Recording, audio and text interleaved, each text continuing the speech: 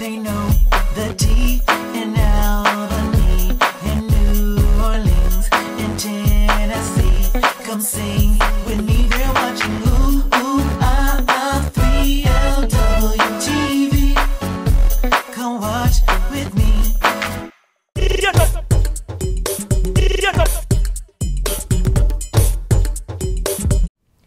Welcome to 3LW TV. I'm Lonnell Williams, coming to you today from Atlanta, Georgia, where my special guest is none other than writer, author Timothy Michael Carson.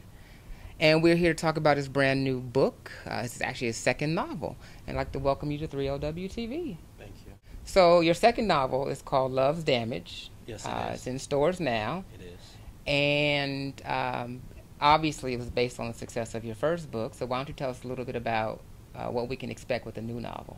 All right. With the new novel, which is Love's Damage here, it's about basically it's about the damages that a person goes through from relationship to relationship, the baggage that you carry over, the insecurities that you bring into a new relationship, and getting over that and breaking the cycle of the damage that's caused by love. What is the inspiration behind this novel? It's a lot of personal experiences, a lot of borrowed experiences, a lot of life experiences. In all of your work, what do you want readers to take away when they get done with your work? I would like for people to actually break the cycle that love causes, the damages that love causes. So how do you research the different voices that you write for the different characters? That is pretty much natural, but I'm not gonna lie, I believe in perfecting your art. You know, just like a singer takes vocal lessons, I take writing classes. Like, for instance, right now I'm taking a narrative writing class. This summer I took a creative fiction writing class, and of course English is one of my minors in college. I was recently on a panel discussion actually with a few other bloggers and filmmakers, and that was one of the things that people kept saying, that you have to study the craft. Yeah. And And I think a lot of people they want to write, they want the shine from putting out a book, exactly. but they don't want to necessarily do the work. How did you get started writing? I got started back in, I guess you could say, in 10th grade. I had to do a project on a poet, an African-American poet. I chose Langston Hughes. I fell in love with his poetry, and I just began writing. And then when I came to Atlanta, I went to Morehouse originally, and I was not happy there. So I just started to write poetry and to voice what was pent up inside, and it just started to flow out. And then before I knew it, I had a novel and a book of poetry as well. You weren't happy at Morehouse? How can that be possible? You know, it was my first time away from home. I'm out on my own. I'm 18 years old. And of course, you just feel restricted. I was feeling restricted. Someone's always dictating what you should do or what you can't do. I felt like there was no freedom, not the freedom that they always talk about in college life. So how did you get from that was almost like journaling, I guess, or writing down your experiences, to actually getting it published? I just said to one of my roommates one day, I said, I'm going to write a book. And they had turned me on to Elin Harris. That was the first time I read an Elin Harris book. And I was like, wow, he's actually talking about gay relationships openly, and people love them. And I loved it. So then I started to write When the Truth Lies, which was untitled at that time. And it's gone through so many different phases, so many different changes. But ultimately, it came to be the product that it is today. So how do you balance your spirituality with sexuality? I think they coexist. For me, they do. They coexist. You know, I don't believe that, you know, I know some Christians say that homosexuality is a sin. I believe that I'm not going to be punished for loving. You know, if I love someone, whether it's a man or a woman, I don't think God is going to punish me for that. Okay, all right. Well stated. Are you listening? Are you listening, children? I just want people not to think that this whole thing is so easy. You said you got a few rejection letters, and then, like 3 months later, you decided, okay, I'm just going to do this myself. Well, yeah, exactly. Before I even started anything, I wanted to do traditional publishing. I wanted to go to the publishing houses. And, of course, you start writing your query letters, sending it out to literary agents and things like that, and no one wants to take a chance. Of course, the economy, I know, and in the recession, you're an unknown author. No one wants to take a chance on you. So then I just said, you know what? I have a good story. I felt like it was a good story, so yeah, I just did it myself. I think I waited maybe 4 or 5 months before I did that, and then when I published it, I think it was around November-ish of 2009. And then by 2010, like I said, you know, now the publishing companies were paying attention. What kind of response have you received from the public in general, good and bad? Um, as far as good, I get a lot of personal emails and messages to my Facebook from men and women, whether they're straight or heterosexual, and a lot of them could at least relate to one of the characters, especially with and When the Truth Lies. There's a character who was molested as a child, and I get so many, especially from women who say, who could tell me that they've been there, they can relate to that character so much, they can understand his pain.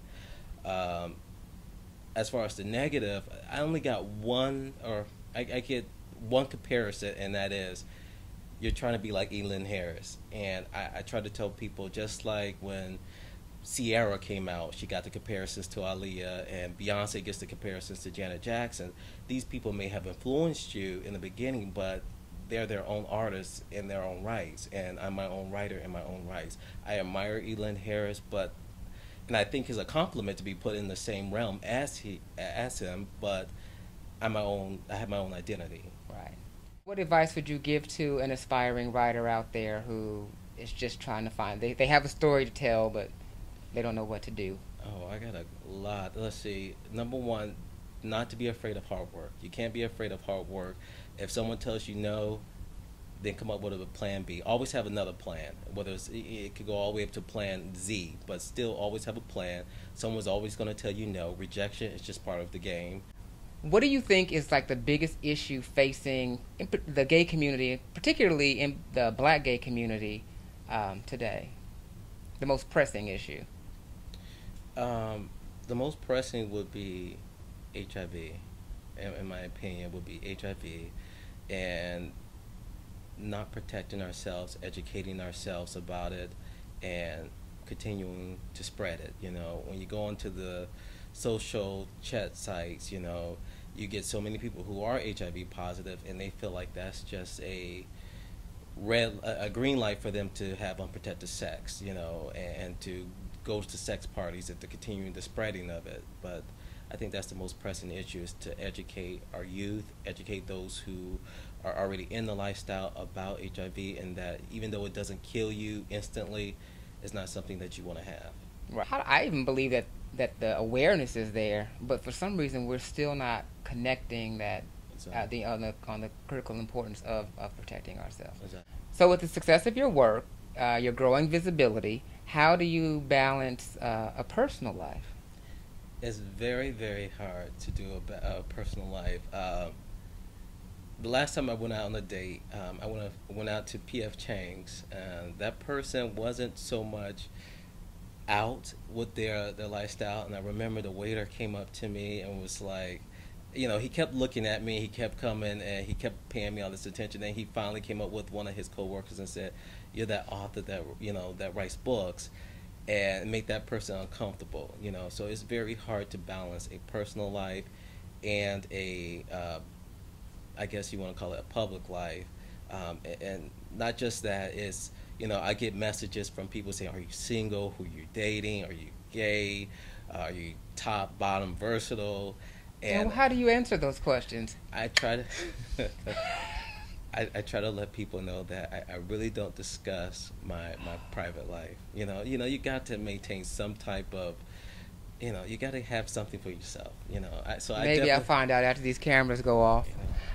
I definitely understand Whitney Houston. When she's out with her family and she's having dinner and she just wants some personal time, and not everything is for everybody. How do you feel about gay marriage? At first, I was against it. Now I am for it. I'm very, very much for it.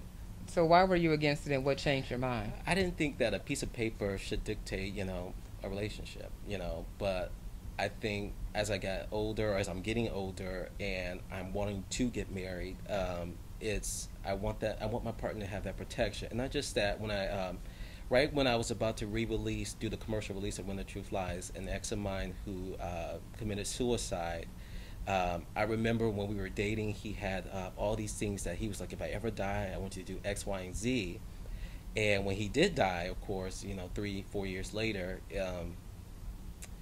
his family didn't know about me, and they were like, "Who are you? We're not gonna do anything you say." He never told us this, and it just made me realize that you definitely have to have that type of protection.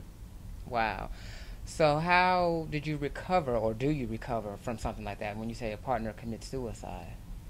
At that time, we were exes, so Okay. but we were really great friends. I'm great friends with all my exes.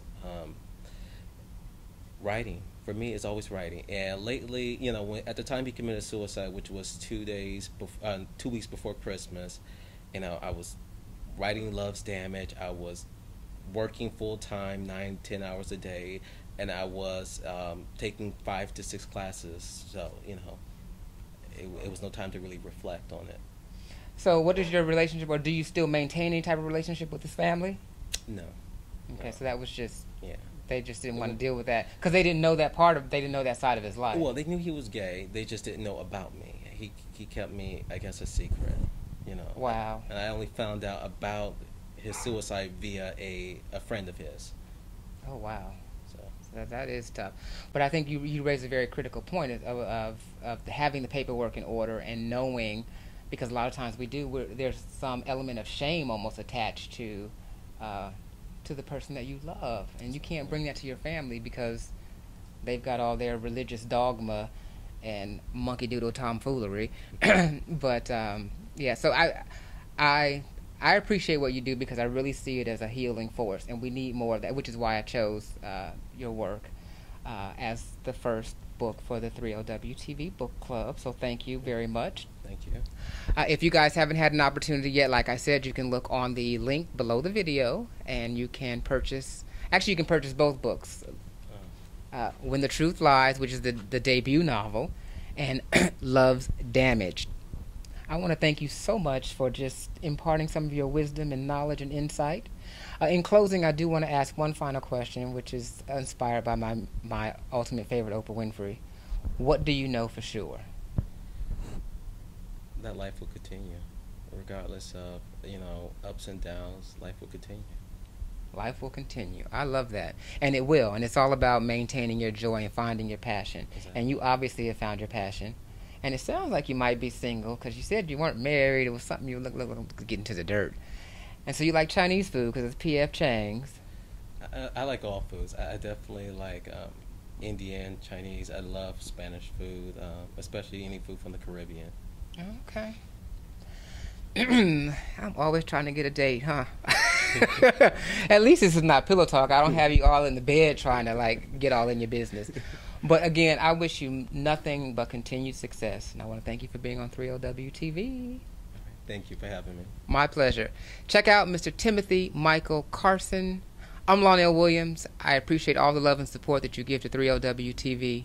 Always stand in your light. The people, the girls, the boys. 3LW.